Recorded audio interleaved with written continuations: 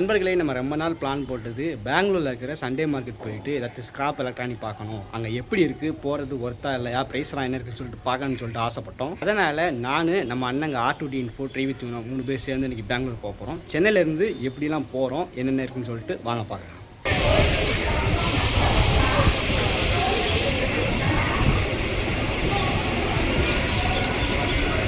பெங்களூர் போகிறதுக்கு நம்ம சென்னை சென்ட்ரல்லேருந்து ட்ரெயினில் போக போகிறோம். பஸ்ஸில் போனோம்னா ரொம்ப காசு ஆகுது, டைமும் பார்த்திங்கன்னா ரொம்ப ஆகும்.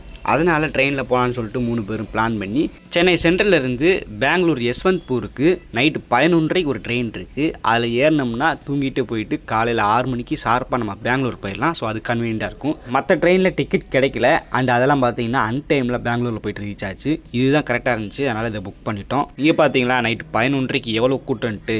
எதுக்காகன்னு கேட்டிங்கன்னா அந்த ட்ரெயின் வந்து 11வது பிளாட்ஃபார்மில் வர வேண்டியது, கடைசி நேரத்தில் 3வது பிளாட்ஃபார்ம்னு சொல்லிட்டாங்க. அதனால் நிறைய பேர் ஐயோ 11:30 வாமா ஓடுன்னு சொல்லிட்டு அறக்க பறக்க ஓடினாங்க. அந்த டோர் கூட ஓப்பன் பண்ணல.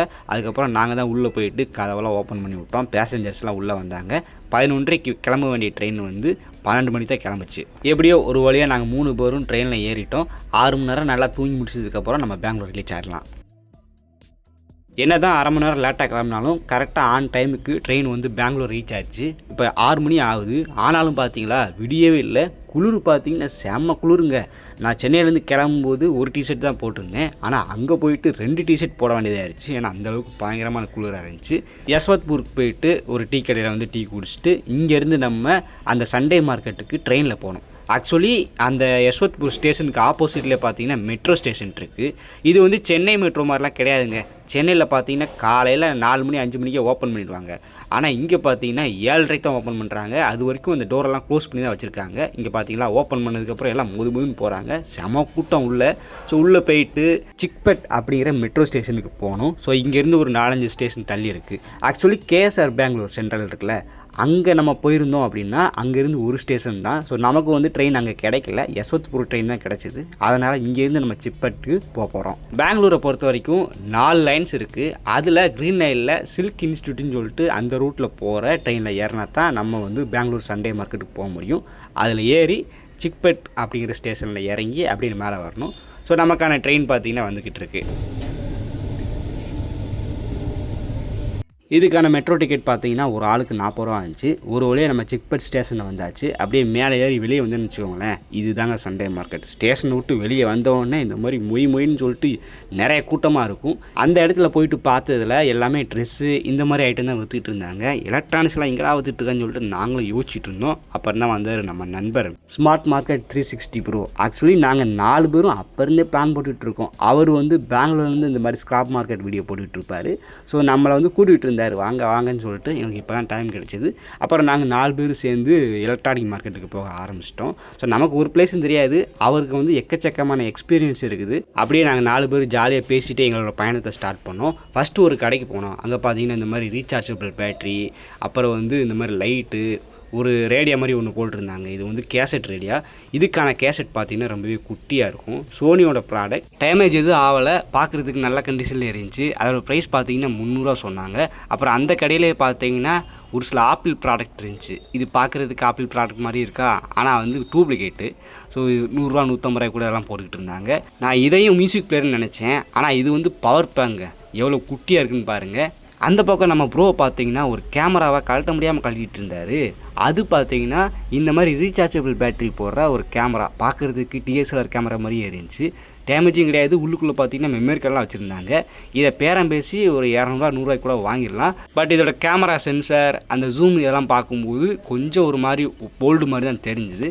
அதனால் சும்மா வீடியோ மட்டும் ஷூட் பண்ணிட்டு அடுத்த கடைக்கு மூவ் ஆகிட்டோம். இங்கே பார்த்தீங்களா ஒரு கடையில் இந்த போல்டு, நட்டு, ஸ்க்ரூ எல்லாம் சேர்த்து விற்றுக்கிட்டு இருக்காங்க. அது கூடவே இந்த மாதிரி பழைய எலக்ட்ரானிக் கேட்ஜெட்ஸ்லாம் போட்டிருந்தாங்க. வாட்ச் ஒரு பக்கம் கிடக்கு, அப்புறம் லேப்டாப்போட கீபோர்டு, மானிட்டர் அப்படி இப்படின்னு சொல்லிட்டு கொஞ்சம் கிடந்துச்சு. ஸோ இதெல்லாமே பார்த்தீங்கன்னா ப்ரோக்கு ரொம்ப நல்லா தெரிஞ்ச கடைகள். ஃபஸ்ட்டு வந்து வாங்க கம்மியாக ப்ரைஸ் இருக்கிற கடைகளுக்கு கூட்டு போகிறேன்னு சொல்லிட்டு சொன்னார். ஸோ அந்த இடத்துல பார்த்தீங்கன்னா இந்த மாதிரி ஒரு மியூசிக் பிளேயர் பார்த்தோம். இது வந்து பிலிப்ஸோடது. இது ஒர்க் ஆகுமா இல்லையான்னு தெரியாதுன்னு சொன்னாங்க. ஆனால் ப்ரைஸ் பார்த்தீங்கன்னா 500 ரூபா சொன்னாங்க. இதில் வந்து நம்ம படம், பாட்டு, ஃபோட்டோ எல்லாமே பார்த்துக்கலாம். ஆன் பண்ண ட்ரை பண்ணோம். பட் அது கடைசி வரைக்கும் ஆனே ஆகலை. ரேட்டு கொஞ்சம் அதிகமாக இருக்குன்னு சொல்லிட்டு இப்போதைக்கு வேணும்னு சொல்லிட்டு அதை வச்சுட்டு வந்துட்டேன். அதே கடையில் இந்த மாதிரி போட்டோட வாட்ச் ஒன்று பார்த்தேன். பார்க்குறதுக்கு நல்ல கண்டிஷனில் இருந்துச்சு. ரேட்டு பார்த்தீங்கன்னா 300 சொன்னாங்க. பட் இந்த வாட்ச் வந்து எனக்கு ரொம்பவே தேவைப்படுது. இதுக்கான ஸ்பேர் தேடி தான் நான் வந்துக்கிட்டு இருந்தேன். அது கிடச்சிருச்சு. அதனால் நம்ம ப்ரோ மூலமாக பேரம் பேசி அதை வந்து 150 வாங்கியாச்சு. அப்புறம் இந்த மாதிரி ஒரு வினோதமான கேமரா ஒன்று பார்த்தோம். இது பார்க்குறதுக்கு கோப்ரோ மாதிரியே இருந்துச்சு. ஆனால் அந்தளவுக்கு வராது. இது ஒரு டூப்ளிகேட்னு வச்சுக்கோங்களேன். சைட்லேயே வந்து சார்ஜ் போடுறதுக்கு, மெமரி கார்டு போடுறதுக்கு இந்த குட்டி கேமரா அப்படின்னு வச்சுருந்தாங்க. இதுவும் ஆன் ஆகலை. ப்ரைஸ் பார்த்தீங்கன்னா 1000 கிட்ட சொன்னாங்க. இது கொஞ்சம் நல்ல ப்ராடக்டாக இருந்துச்சு அப்படின்னா கொஞ்சம் ரிஸ்க் எடுத்து வாங்கலாம். பட் இதுவே சைனா பீஸாக இருக்குது அப்படிங்கிறப்போ கொஞ்சம் யோசிச்சுட்டே இருந்தேன். ஸோ அதுக்கப்புறம் நாங்கள் யாருமே வாங்கலை. பட் கூட்டம் பார்த்தீங்கன்னா பயங்கரமாக இருக்குங்க. இந்த டிவைஸை பார்க்குறதுக்கே அங்கே 10-15 பேர் நின்னாங்க. வெயிட் பண்ணி தான் ஒரு பொருளை வாங்க வேண்டியதாக இருக்குது. பார்க்கணுன்னா கூட வெயிட் பண்ணி தான் வாங்க வேண்டியது இருக்குது. இங்கே பார்த்தீங்களா ஒவ்வொரு கடையிலையும் எவ்வளோ கூட்டன்ட்டு. ஸோ பல்லாவர சந்தை மாதிரி இது ஸ்ட்ரெயிட்டாலாம் கிடையாது. சந்தாக இருக்குது. நீங்கள் ஒரு ரோட்டில் 4-5 முக்கு சந்து வரும் பார்த்தீங்களா, அந்த மாதிரி இடத்துல இப்படிலாம் தார்பாயை விரித்து போட்டுக்கிட்டு இருக்காங்க. நம்ம ப்ரோ வந்து இப்படிப்பட்ட ஒரு டிவைஸ் எடுத்து பார்த்துக்கிட்டு இருந்தார். இது கீழே பார்த்தீங்கன்னா பட்டன்லாம் இருக்குது, மேலே லைட் இருக்குது. இது எந்த டிவைஸ்னே தெரியல. இதுக்கு முன்னாடி நாங்கள் இதெல்லாம் பார்த்தது கிடையாது. மேபி இப்படிப்பட்ட டிவைஸை நீங்கள் பார்த்துருந்தீங்க, யூஸ் பண்ணியிருந்தீங்க அப்படின்னா என்னன்னு நீங்கள் சொல்லுங்கள். அதே கடையில் ஒரு ஆப்பிள் கீபோர்டு ஒன்று பார்த்துருந்தோம். இதில் வந்து ஒரு 4-5 கீஸை காணும். மற்றபடி இது கழட்டின மாதிரியோ பெருசாக ஃபிசிக்கல் டேமேஜ் ஆன மாதிரியோ தெரியல. ப்ரைஸ் பார்த்தீங்கன்னா 700-800 கிட்ட சொன்னாங்க. பட் கடைசியாக பேரம் பேசி இது 500 நம்ம ப்ரோ வாங்கியிருந்தார். ஸோ நம்ம வந்து ஆப்பிள் டிவைஸ்லாம் யூஸ் பண்ணி பார்த்தது கிடையாது. அவர் நிறையா வச்சுருக்காரு.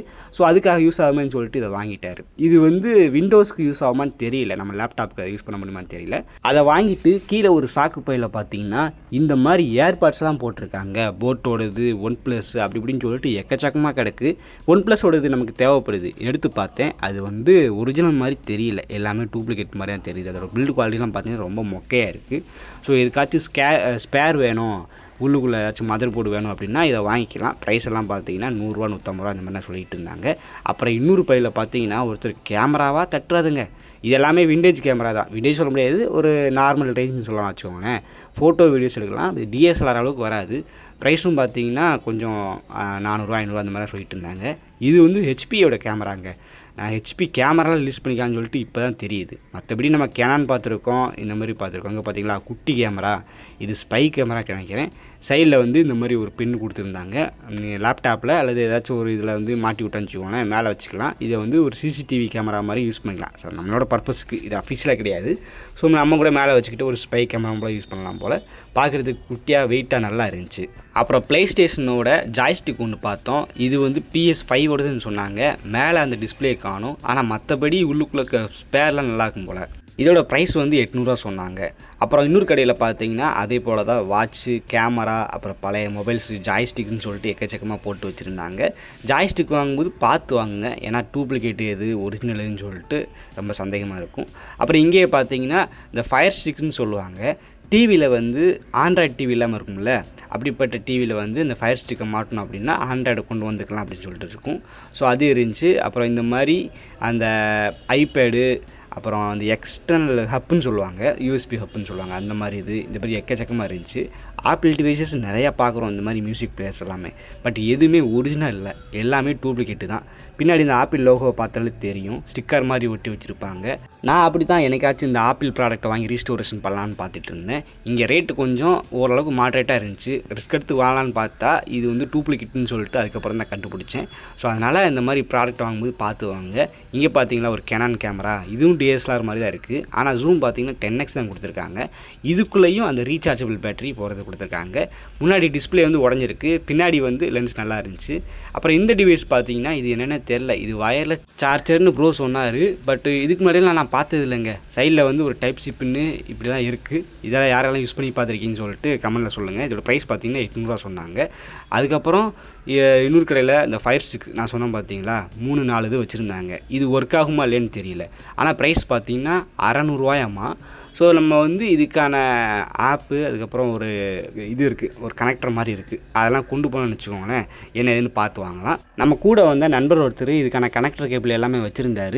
அமேசானோட இந்த ஃபயர் டிவி அப்படிங்கிற ஒரு ஆப் இருக்குது, அது மூலமாக இது ஒர்க் ஆகுதா இல்லைன்னு சொல்லி செக் பண்ணிக்கலாம். அப்படி தான் இது ஒன்று பார்த்து 600 இதை பேரம் பேசி வாங்கினார். ஸோ எனக்கே இது இப்படிலாம் செக் பண்ணலான்னு சொல்லிட்டு இன்றைக்கி தான் தெரிஞ்சுது. ஸோ நெக்ஸ்ட் டைம் வரும்போது இதுக்கான கனெக்டர் கேபிள் இதை எப்படி செக் பண்ணணும், அண்ட் இது ஒன்று வாங்கி நம்ம ரீஸ்டோரேஷன் பண்ணி டிவியில் ஆண்ட்ராய்டு வர வைக்கலாம். வைக்கலாம். ஸோ அதை அடுத்தடுத்த வீடியோவில் பார்ப்போம். மோஸ்ட் ஆஃப் த கடையில் அப்போ தான் ஓப்பன் பண்ணிகிட்டு இருந்தாங்க. கடை ஓப்பன் பண்ணுறதுக்கு முன்னாடியே நிறைய பேர் போயிட்டு ஓப்பன் பண்ணும்போது என்ன இருக்கும் அதை நம்ம ஃபஸ்ட்டு வாங்கலான்னு சொல்லிட்டு போட்டு வாங்கிட்டு இருக்காங்க. அப்புறம் ஒரு கடையில் பழைய சீடியெல்லாம் போட்டு விற்றுக்கிட்டு இருந்தாங்க. அங்கே பார்த்தீங்கன்னா தமிழ் படத்தோட சீடியெல்லாம் அதிகமாக கிடச்சிது. எல்லாமே புதுசு போல் அப்படி கவரை கூட பிடிக்காமல் இருந்துச்சு. பட் இப்போல்லாம் யார் சிடி யூஸ் பண்ணுறா? ஸோ அந்த கடையில் ஒரு சில எலக்ட்ரானிக் கேஜெட் அப்படியே பண்டலாக விற்றுக்கிட்டு இருந்தாங்க. சிடியோட ப்ரைஸும் பார்த்தீங்கன்னா 100 150 அப்படி தான் இருந்துச்சு. அப்புறம் இங்கே பார்த்தீங்களா ஒரு சின்ன ஸ்கூட்டி, இது வந்து சின்ன பசங்க ஓட்டுறது, பேட்டரியில் ஓடக்கூடியது.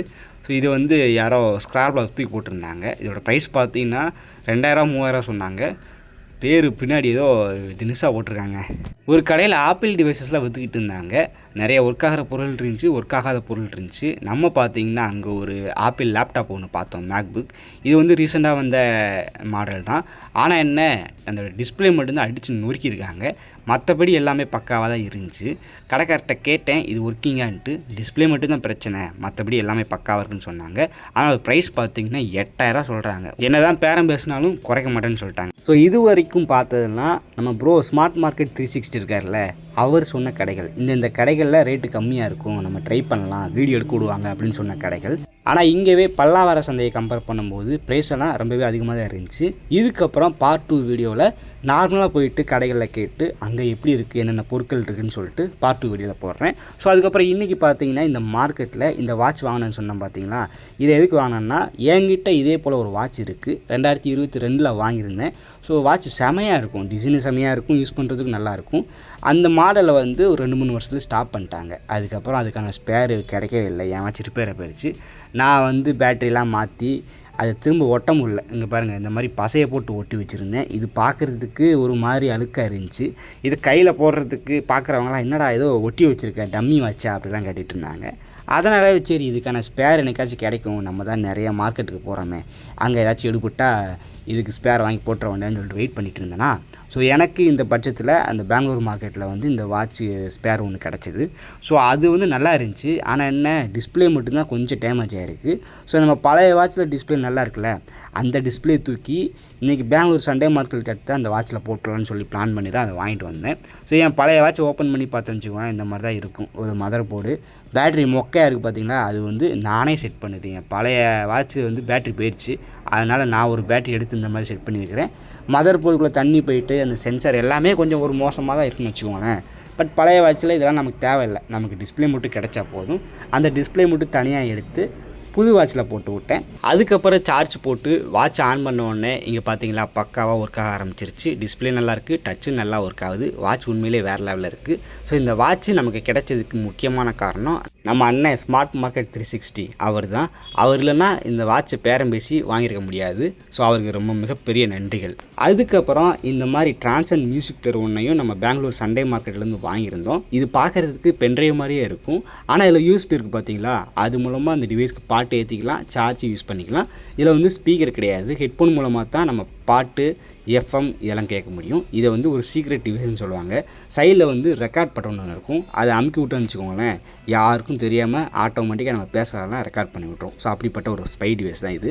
இதை வந்து லேப்டாப்பில் போட்டு பார்த்தேன், இது வந்து ஆன் ஆகுது, உள்ள ஸ்டோரேஜ் எல்லாம் காட்டுது, எல்லாமே பக்காவாக தான் இருக்குது. பட் லேப்டாப்பை விட்டு உருணுன்னே ஆஃப் ஆகிடுச்சு. இதுக்கு என்ன காரணம்னு கேட்டிங்கன்னா, உள்ளுக்குள்ளே பேட்டரி செத்து போயிருக்கும். ஏன்னா ரொம்ப காலமாக இதை அந்த மார்க்கெட்டில் ஒர்க் ஆகலன்னு சொல்லி தூக்கி போட்டிருக்காங்க. அப்படிங்கிற பட்சத்தில் பேட்டரி ரொம்பவே டவுன் ஆகி டெட் ஆகிருக்கும்.